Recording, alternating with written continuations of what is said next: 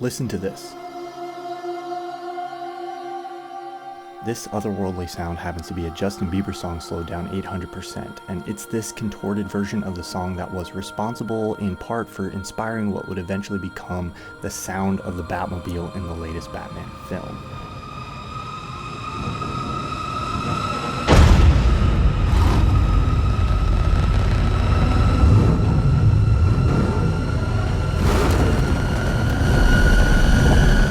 This video is sponsored by CuriosityStream. Watch the exclusive companion video on Nebula when you sign up for the CuriosityStream Nebula bundle today. Watch this clip on mute. A truck passes in front of the frame, and imagine with me for a moment what sound you think will accompany that truck. Got it? Okay, here it is. I must choose my targets carefully. Instead of a truck, we hear a train. But there's no visual sign of a train in this shot or any of the shots in close proximity. The film establishes trains as part of the setting, but when the sound plays, we don't see a train. The sound of the train passing fades out as the truck passes. It's almost as if the truck was making the sound. I'm guessing if you've seen the movie, you didn't even notice or think about this. But this small detail reveals something about sound in film, and especially how it's used in the Batman, that I think is fascinating. Gotham City in the new Batman film is soaked in rain. I don't think I've seen a film that uses rain this relentlessly since David Fincher's Seven, which this movie is obviously drawing some inspiration from. It's impressive the range of effects and moods that the sound team for the Batman manages to get out of the sound of the rain. This rain hitting the bat signal at the beginning almost has a sinister, sizzling feel. The rain in this scene feels cold, icy, and almost sleet-like. The rain in a more intimate setting like this one or this one feels warmer and cozier. And in this scene where Batman's doing some hard-boiled detective investigating, the rain in the background almost sounds like boiling or simmering water. If you listen closely, the rain has a unique sound in almost every scene or location in the film, and the differences in the sounds don't just reflect the fact that rain sounds different in different environments. They actually design the sound of the rain to reinforce the mood of each scene. I've talked before about expressionism in cinematography, and similar to how harsh shadows and lighting and even set design can become an external manifestation of a character's internal psychological state, sound can express these things as well. But the way something sounds isn't the only way you can use sound expressively. The mix of the sound, its volume, and the relative volume of different sound elements in the scene can be used in an expressionistic way. Take this moment.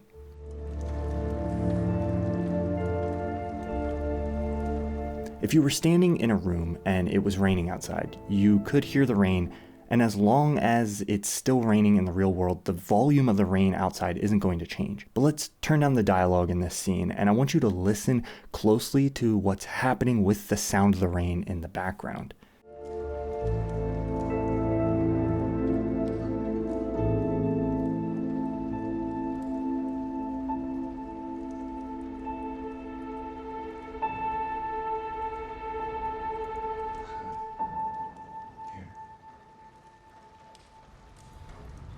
The rain, which is a prominent part of the ambient soundscape, softens and almost drops away completely for a moment to emphasize the tension between Batman and Selina before coming back in towards the end. The mix here is modeling the sound of the film around the subjective experience of the characters. In the real world, when you're focused in on something, you tend not to pay attention to the ambient sounds around you. They're still there at a constant volume, but you're not actually hearing them. Right now, in whatever environment you're watching this in, there are probably all kinds of external sounds that you haven't been listening to while you're listening to me. But if I draw your attention to them like I'm doing now, you probably suddenly become aware of them.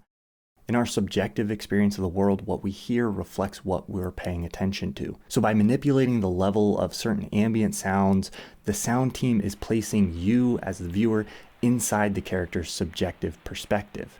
This kind of subjectivity isn't just created through levels. Listen to this moment and pay close attention to the sound of the camera flashes. He's wearing gloves. Friday, July 16th. My life has been a cruel riddle I could not solve. Hear how they become echoey and reverby as Gordon reads the Riddler's words? In this scene, we're inside Batman's auditory perspective. Here, the sound design isn't replicating a real-world effect in how we perceive sound. Just like we don't actually see in slow motion, but sometimes cinematographers use that to create a subjective effect. There's a kind of dissociative quality to this kind of echoey effect that helps us understand the headspace the characters are in. In a film, sound's relationship to reality can be very loose. Instead of crafting a soundscape that is realistic, sound designers and engineers have a lot of leeway in a film to design sounds that create the right impression of reality, or that reflect a character's subjective experience, rather than what the environment or the objects would actually sound like. I'm sure we're all familiar with the idea of score using a motif or theme to cue a certain character. This film obviously has one for Batman that it employs in sometimes strikingly subtle ways, like in this moment where it literally only plays the first note of the theme as the words "the Batman" appear on screen. We often think of a film's soundtrack as coming from a kind of objective perspective, where the film itself is telling us what the emotions of the scene are or what's happening. But film score can be used subjectively as well. In this moment when Selina's theme plays as this boot is revealed, the film's score isn't telling us objectively that it's Selina, because it turns out not to be. The film is telling us that Bruce thinks it's Selina. My favorite soundtrack cue in the film is the Riddler's Ave Maria, which is used expertly for this scene. Mr. Wayne. Mr. Wayne. The association between the Riddler and the song is established earlier in the film, and here the fact that the choir sings it before the Riddler shows up gives the whole scene a sense of foreboding and suspense. But by placing the music in the scene diegetically, which just means that the sound is actually coming from within the world of the film instead of just one that's part of the omniscient soundtrack, it creates a sense of ambiguity that pervades the scene. The ambiguity doesn't just come from the song, we also hear this sound, which sounds like the Riddler's signature gasp, scream thing, but then it ends in a cough. So we're not quite sure if it's supposed to actually be the Riddler or not, which is the entire tension of the scene. Bruce is paranoid and is seeing the Riddler everywhere, and the film does a great job of helping us enter into that ambiguity and mystery through the sound design. On Halloween night, I killed your mayor because he was not who he pretended to be. One of the interesting auditory tools that this movie uses kind of exists in the space between sound effect and soundtrack. Listen to this ambient soundscape. It's kind of an underwater droning, and it crops up pretty much any time the Riddler is on screen and Batman is looking at or listening to him. It's not a piece of film score, but it's also not really a sound effect. It's not motivated by any element of the environment. But this sound, unlike Ave Maria, also isn't a cue for the Riddler. It's more of a cue for Batman's emotional response to the Riddler. Here, that underwater ambience comes in right after Falcone is shot, giving us an early indication that the Batman thinks the Riddler is responsible. Bring him into the light. And then it shifts to the Ave Maria theme as that suspicion is confirmed. You'll find where I'm at. After the Riddler is unmasked and the Batman has a confrontation with him, the next time we see a video of the Riddler, that ambient sound bed is absent. Hey guys, thanks for all the comments, and Because the Batman's perspective of the Riddler has changed. I'm honestly kind of in awe of the extensive work and artistry that goes into the sound design on a film like this. It takes entire teams of people, an incredible amount of work, and a lot of thought goes into crafting every part of how a film like this sounds. And a lot of the techniques used aren't even intuitive. For example, why is this scene so impactful? The sound of the club just seems so intense and overwhelming. Well, it turns out to make the scene feel the way it does, the sound team discovered that they actually needed to make the sound of the punches quieter. Compare the sound of these hits to these from moments earlier. It's a mild difference, but in the mix, these hits are actually quieter than these. Here's a modified version of this scene where I brought up the levels of some of these punches. It changes the whole feel of the scene. When we're watching a film, we understand the volume of sounds relative to each other. So if the punches in this scene are clearly audible, the music feels way quieter. If we were in the room and the music was really blaring, you wouldn't be able to hear these hits. Another example of this kind of thing is in this scene, where we can clearly hear the rain, but then moments later, once gunfire breaks out, the rain falls away into silence. Listen to this modified version where the sound of the rain remains audible.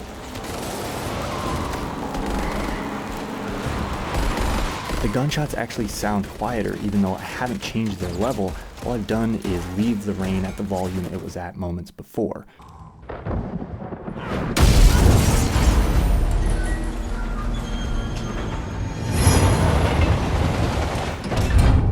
The key takeaway here is that almost nothing you hear in a film like this is a reflection of reality. The sound is almost entirely impressionistic and expressionistic. The idea is to create a sound that feels right to the audience, not one that would be accurate if closely examined. Because realism isn't the goal, you often can't achieve what you want simply by going out into the world and recording real-world sounds. The Batmobile is a great example of this. The sound design combines the engine sounds from multiple sources, but there's a key ingredient that comes from a curious place. That's the sound of a bottle rocket going off. Supervising sound editor Will Files liked the sound and wanted to incorporate it into the sound design of the Batmobile, but it was too short and felt too quick and small. It was ultimately the same technique that was used to create this strange ethereal version of this Justin Bieber song that morphed the bottle rocket sound into the sound of the Batmobile that's in the film. By stretching the same bottle rocket sound out into different lengths and then layering those together, Files and his team were able to build the unique rising scream that helps make the Batmobile reveal so impactful. And by modifying a real sound instead of trying to generate it synthetically, they maintained a physicality and imperfect quality in the sound that's a better fit for the film and the Batmobile's grungy, dirty aesthetic. Subjective perspective plays an incredibly important role in the story of the Batman, and I've been talking about how that subjectivity is created through sound, but it's also developed in cinematography in a way I think is crucial to the story the movie is trying to tell. You can see more about how the film develops and uses visual perspective in the companion video I've made exclusively available on Nebula. Nebula is a streaming platform created by and for independent content creators like myself. On Nebula, you can watch every video from me and a ton of other amazing creators early and without any ads or sponsorships. But you also get access to a bunch of exclusive Nebula content like my video on perspective in Batman or my video on the sound design in Dune, which goes into some of the cool uses of surround sound mixing that I don't talk about in this video. And now you can also get an entire bonus episode of my podcast Cinema of Meaning, where Tom and I discussed 1917. It's available exclusively on our Nebula feed. And here's the best thing, you can get Nebula for less than $15 for an entire year when you sign up for the Curiosity Stream Plus Nebula bundle. When you sign up for the bundle using my link, not only are you getting all the great Nebula content I talked about, but you also get access to Curiosity Stream, which is a streaming service with thousands of great educational and documentary titles. You can get all of this today for 26% off when you sign up by going to curiositystream.com/ThomasFlight or by clicking the link on the screen.